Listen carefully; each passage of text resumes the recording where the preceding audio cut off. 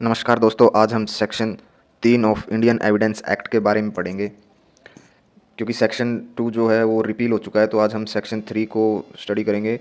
Section 3 में basically definition दे रखी हैं, तो इसका नाम इंटरप्रिटेशन क्लोज है। और इसमें लिख रखा है, जैसे in this act the following words and expression are used in the following senses unless a contrary intention appears from the context. इसका बेसिकली मतलब ये है कि इसमें जो भी वर्ड्स की डेफिनेशन दे रखी है वो पूरे जो एक्ट है उसमें वही रहेंगी जो इसमें बता रखी हैं, जब तक कि कोई विपरीत इंटेंशन अपीयर ना हो। अगर कॉन्टेक्स्ट में अगर ऐसा कुछ बोल रखा होगा तो उसको लेना है, वरना ये इन डिफ़ॉल्ट ये डेफिनेशन चलेंगी। इसमें जो हमारी फर्स्ट डेफिनेशन है वो कोर्ट की दे रखी है। Court includes all judges and magistrates and all person except arbitrators legally authorized to take evidence।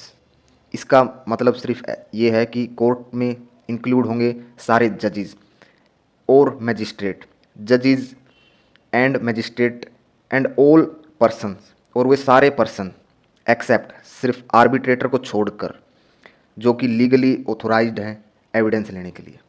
पहले हम ये सोचते थे सिर्फ जज और मजिस्ट्रेट ही कोर्ट बनाते हैं, लेकिन यहाँ पर देखो एक अलग चीज़ दे रखी है, सारे वे पर्सन्स जो कि लीगली ऑथोराइज्ड होगा एविडेंस लेने के लिए।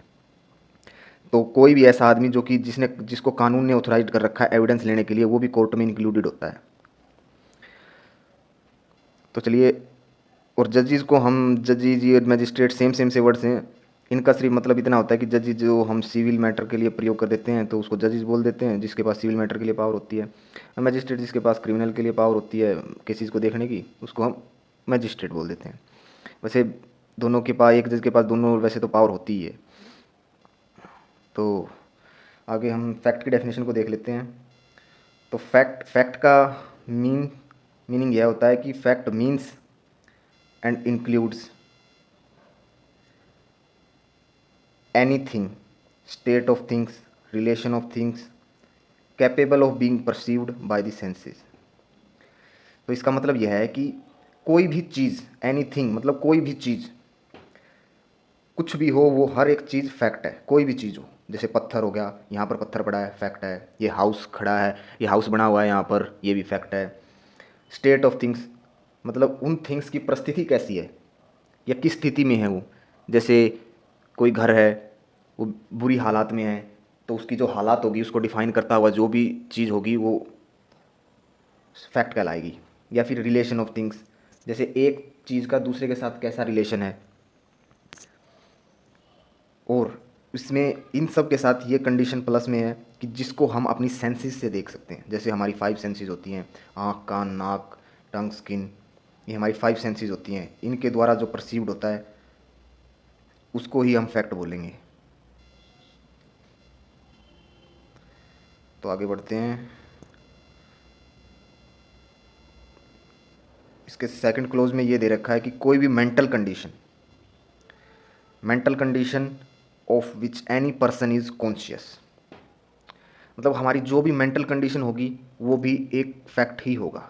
जैसे कोई व्यक्ति ए बी पर बहुत ही ज़्यादा गुस्सा कर रहा है, तो जो उसका गुस्सा है वो भी एक तरह का फैक्ट है। या फिर कोई आदमी आज बहुत खुश है और उसकी खुशी उसके चेहरे पे दिख रही है, तो वो भी एक तरह का फैक्ट है। इसकी कुछ इलस्ट्रेशंस दे रखी हैं। तो ए इलस्ट्रेशन है that there are certain objects arranged in a certain order in a certain place is a fact. तो इसका सिंपल सा मीनिंग ये है कि कोई भी वस्तु या ऑब्जेक्ट जिसको किसी सर्टेन ऑर्डर में अरेंज किया गया है किसी सर्टेन जगह पर, वो फैक्ट है। मतलब कोई भी चीज़ कहीं भी रखी है, कैसे भी रखी है, तो उसको फैक्ट बोलेंगे। मतलब बेसिकली हर एक चीज़ फैक्ट है। तो बी इलस्ट्रेशन है दैट ए मैन हर्ड और so something is a fact, कि आपने जो भी सुना, देखा, वो हर एक चीज़ फैक्ट है, क्योंकि उसको वो आपने अपनी सेंसेस से परसीव किया है। सी इलस्ट्रेशन है that a man sad certain words, मैंने कुछ बोला या किसी और ने कुछ बोला, वो भी फैक्ट है। That a man, the illustration है that a man holds a certain opinion, तो आपकी किसी के प्रति कुछ ओपिनियन, या मेरी किसी के प्रति कुछ ओपिनियन, या किसी की भी किसी के प्रति कोई ओपिनियन हो, वो हर एक चीज़ फैक्ट होती है। इसमें आगे दे रखा है हैज़ ए सर्टेन इंटेंशन, या फिर उसकी इंटेंशन कैसी है, वो गुड फेथ में एक्ट कर रहा है या फ्रॉडलेंटली एक्ट कर रहा है, या फिर किसी पर्टिकुलर वर्ड को किसी पर्टिकुलर सेंस में यूज़ कर रहा है, तो वो भी फैक्ट है। या फिर और इज़ और was at a specific time conscious of a particular sensation, या फिर आप किसी भी समय या किसी भी समय था, वो कॉन्शियस था, किसी पर्टिकुलर उसने कुछ महसूस किया, सेंसेशन कुछ उसको एहसास हुआ, वो भी फैक्ट होता है। तो डी ई इलस्ट्रेशन है that a man has a certain reputation, ये भी फैक्ट है। किसी आदमी की समाज में कैसी उसकी रेपुटेशन है, कितने लोग उसकी इज्जत करते हैं, ये भी एक तरह का फैक्ट है। ये जो हमारे जो फर्स्ट ए से लेके सी तक हैं, ये एक्सटर्नल फैक्ट होते हैं, और ये डी और ई जो हैं वो हमारे इंटरनल फैक्ट्स हैं। सो दोस्तों, आज के लिए इतना ही, आगे हम नेक्स्ट क्लास में पढ़ेंगे।